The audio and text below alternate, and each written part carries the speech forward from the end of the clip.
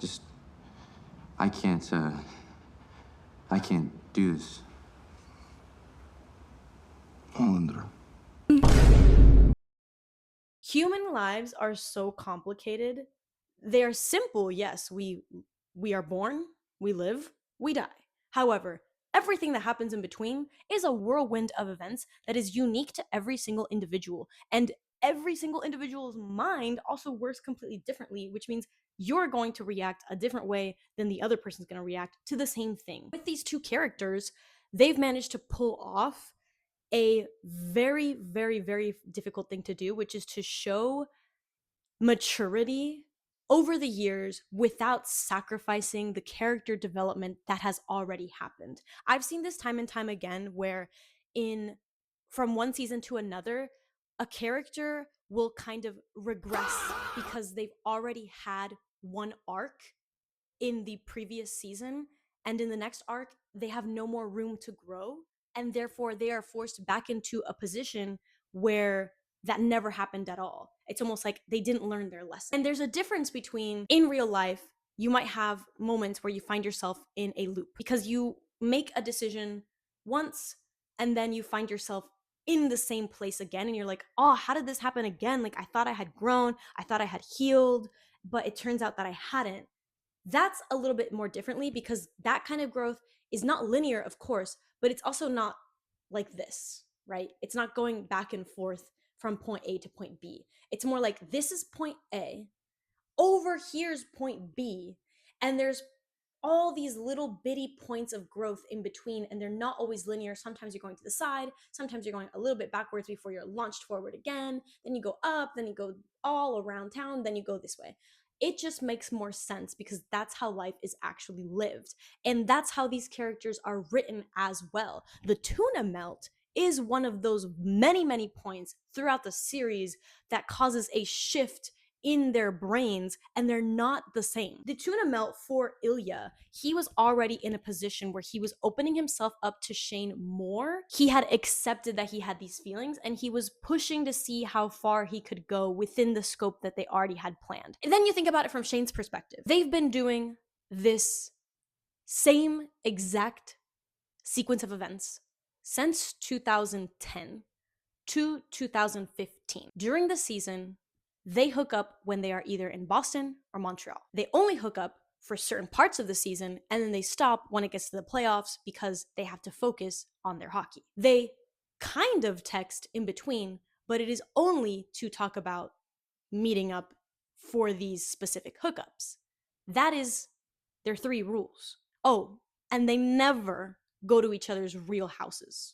They only hook up in hotels or in Shane's hookup building, which they don't clarify in the TV show, but in the book, this is important. By the time we get to the tuna melt, one of these rules has already been broken. Ilya has been inviting Shane over to his house for a year now, since the 2015 season. That marks a significant shift for Shane because he's kind of uncomfortable by it. He's like, why is this relationship feeling more like a relationship and less like this planned hookup that we've had for years? He's confused by this. Ilya's not as confused for this because he kind of accepted his fate after the 2014 season. That whole time was a mess for him. The Olympics, Las Vegas. He was left having to own the fact that he was feeling more for Shane than he ever could have imagined. And therefore, even though he couldn't do anything more to make it official, he was allowing himself to be the lover that he is with the people that he loves and taking care of Shane in different ways. So he invites him over to his house now. And in the 2016 season, he's inviting him to stay over, something that they've never done before. He's all of a sudden cooking for him. He's sitting on a couch with him, watching TV. They're having conversations that are not just about sex. Instead, they're talking about other players on their teams. They're talking about people they interact with during the season. It's taking on a mundane, domestic type of atmosphere, and that's a lot for Shane to handle. There is one thing that every single man has to go through in order to mature from boy to man, and that is the experience of failure. The shift during the tuna melt scene, Ilya brings up the question of Shane's sexuality, puts Shane into a position where he has to think about it a little bit more deeply. In the book series, it's told to us pretty early on that Shane has had a couple of flings and even relationships with women, starting with even his draft season. He was dating a girl, but he knew that he wasn't really into her and there was something wrong with their relationship, but he couldn't really put a pin on it. He just said, okay, I have to break up with her because she's not here supporting me. I don't know where she is, and I don't really care. Also, I find this 6 foot Russian man really attractive, and I think I'm gonna jack off to him in the shower. Maybe this means it's the end of my heterosexual relationship. Now, Shane continues to put off these thoughts of women. In fact, it's like, again, known that every single time that he's tried with a woman, he could only get off by thinking of Ilya. If that didn't signal that you're gay, I don't know what to tell you. What's important to note here is that Shane does feel a lot of shame around it because he doesn't understand it. His sexuality doesn't fit into how he perceives the world. I've talked about this before where he perceives things logically when they are related to something he knows, which, for example, has been hockey for a long time. He also realizes during the tuna melt sequence at Ilya's house that he's come to understand Ilya logically. As in, he's picked up on what Ilya likes. He's picked up on Ilya's personality. He says, I don't know that lazy side of you at all. That's my Roman Empire, by the way. When he realizes that his world has expanded from hockey to Ilya, this is a moment of confusion for him. There's a shift here and he doesn't quite understand it. It's expanded a lot. And then Ilya asks him the question about women.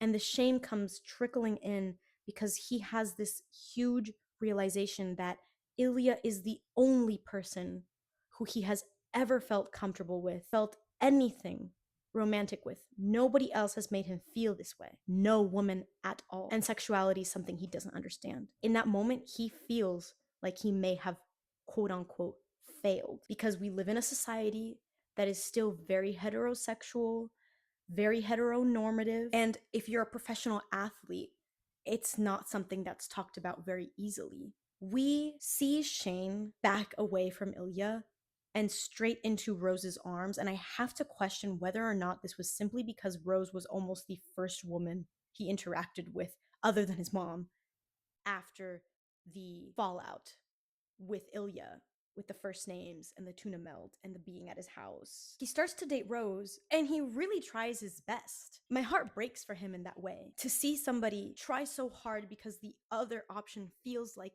failure. And yet it doesn't work out because they're not compatible. Because Shane's sexuality cannot be put into a box. It's not what society might want it to be. And he has to come to terms with that. That is a major shift for his character. And I can tell you right now, it is an ongoing journey for him.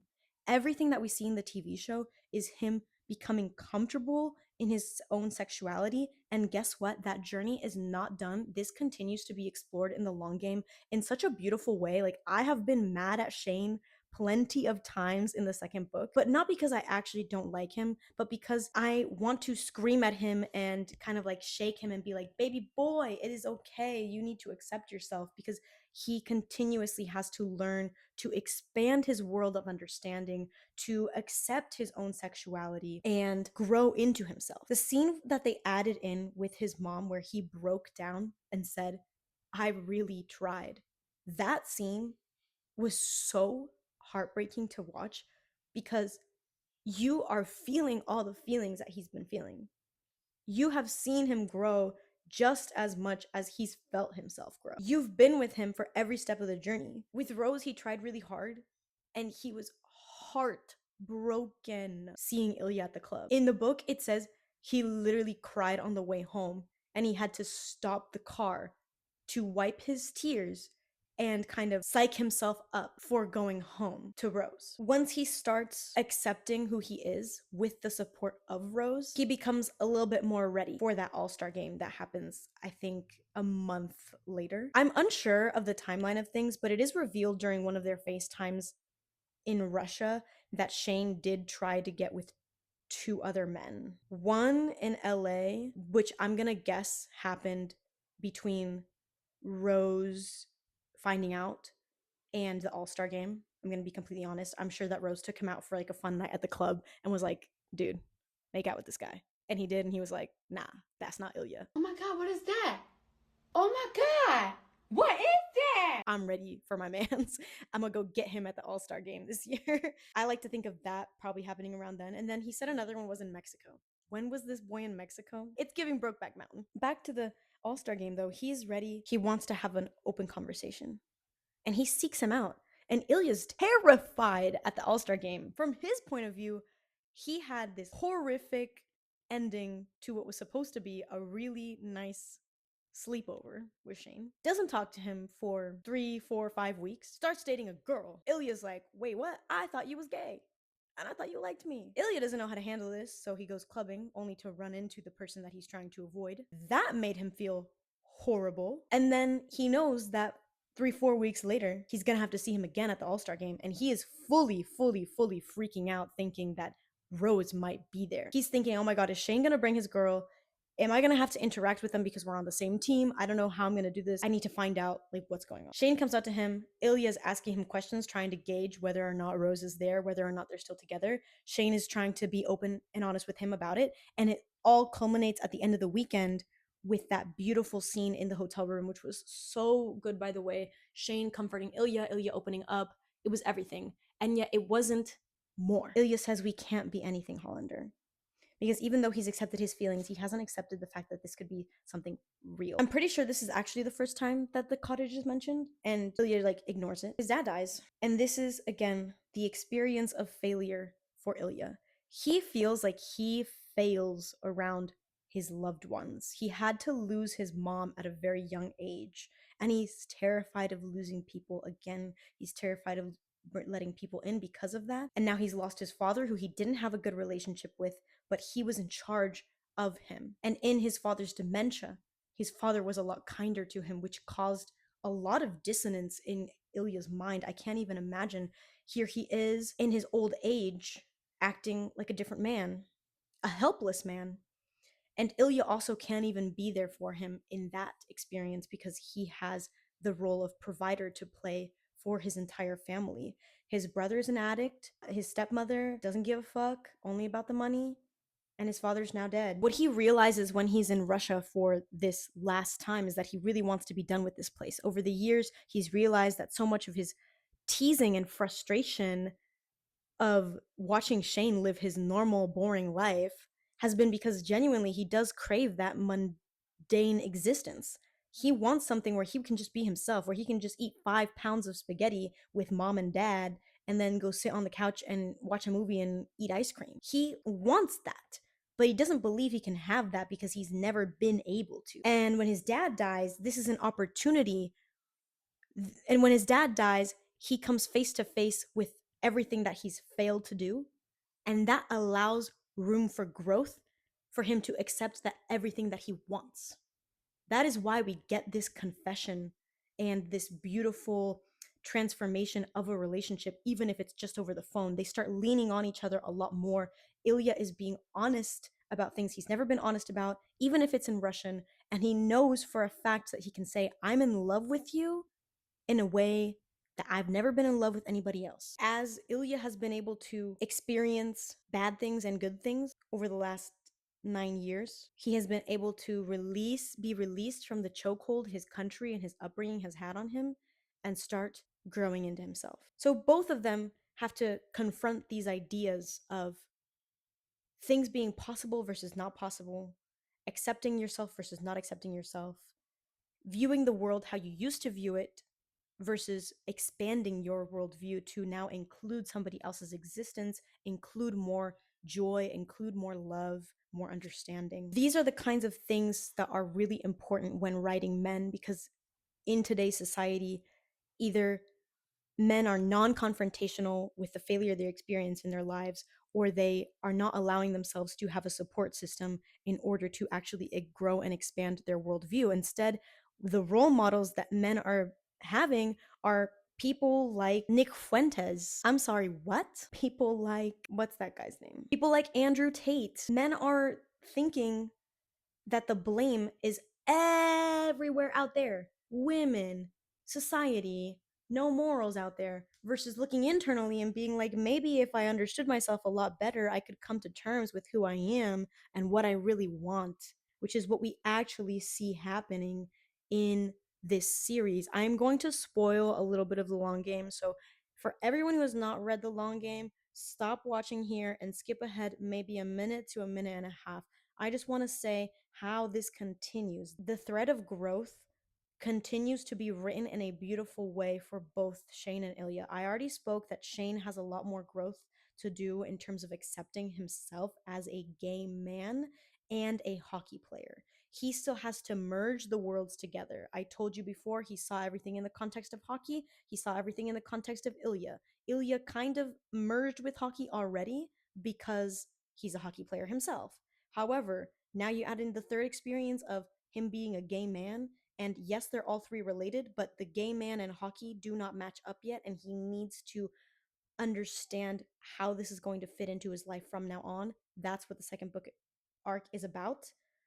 For Ilya, it is his very real experience of grief and depression, because up until now, he's thought that this is something in the past that has simply had a chokehold on him, and it's released him finally. That much is true, as in he's been able to move forward in his life and seek new experiences by trying to get Canadian citizenship, by having his first long term real boyfriend who he is fully in love with and sees nobody else taking that spot for the rest of his life. However, the depression has stayed.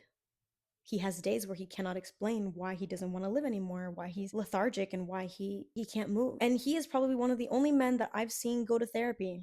And he's a fictional man. So what does that say about men in real life? I don't know. But what does it say about Rachel Reed's ability to write men? All the awards. All the awards. You beautiful, beautiful woman. But that's exactly what I mean about growth being so flawlessly integrated into the personalities of both Shane and Ilya that it stands out above anything else how much they have matured, and we as the viewer and or reader can fully follow that journey and understand that they are unfinished projects, but that is okay, because aren't we all? That is the real human experience, for us to continuously paint on the canvas and find what beautiful artwork we will make of our lives. This kind of writing is not often seen in media today, and I feel like when we combine the elements of inner world, yearning, and growth, this is how you sell a story in today's society, folks. We want to see this kind of journey because it is so different and unique, and at the same time so relatable and cathartic to watch and embark on. So I have nothing more to say other than the fact that this series can be studied by other screenwriters, authors, filmmakers for displaying healthy masculinity, healthy maturity, and realistic growth. Golden Globes, Oscars, Emmys, you can have it all. Now, if you want to keep hearing my little bits and pieces of analysis, why don't you like and subscribe so we can keep talking about Heated Rivalry and possibly other things. Thanks for tuning in. I will see you in the next one.